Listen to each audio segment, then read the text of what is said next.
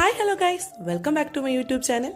അങ്ങനെ വിഷുവിൻ്റെ തലേന്ന് പടക്കക്കടയിൽ ചെന്ന് പടക്കമൊക്കെ വാങ്ങി അടുക്കളയിൽ ചെന്ന് ഞങ്ങൾ നേരെ ഫുഡ് ഉണ്ടാക്കാൻ തുടങ്ങി. സാധാരണഗതിയിൽ എൻ്റെ വീട്ടിൽ വിഷുവിൻ്റെ തലേ ദിവസവും വിഷുവിനന്ന് അച്ഛനും അമ്മേൻ്റെ കൂടെയാണ് ആഘോഷം. ഫുഡൊക്കെ ആക്കിയപ്പോഴത്തേക്കും അച്ഛനും അമ്മ എത്തി. ഇത് ആൽബി ചേട്ടൻ, ഏട്ടൻ്റെ ബെസ്റ്റ് ഫ്രണ്ട്. പുള്ളിക്കാരൻ വീടിന് മുന്നിലുള്ള വെള്ളം കണ്ടപ്പോഴത്തേക്കും ടോപ്പിക്കെടുത്ത് ചാടാൻ ഇറങ്ങി. എപ്പോഴും 350-400 മാത്രം ഷുഗർ വരുന്ന അച്ചാച്ചൻ പായസം കുടിച്ച് തുടങ്ങിയിട്ടുണ്ട്. അങ്ങനെ അതൊക്കെ കഴിഞ്ഞ് ഞങ്ങൾ എല്ലാവരും കൂടെ ഫുഡൊക്കെ കഴിച്ചു. ഫുഡ് കഴിച്ച് അച്ചാച്ചനും അമ്മയും നേരെ വീട്ടിലേക്ക് പോയി. പിന്നീട് ഞങ്ങൾ എല്ലാവരും കൂടെ പടക്കമൊക്കെ പൊട്ടിച്ചു. ഇത് ബേബി ചേട്ടൻ, അടുത്ത വീട്ടിലേട്ടനാണ്.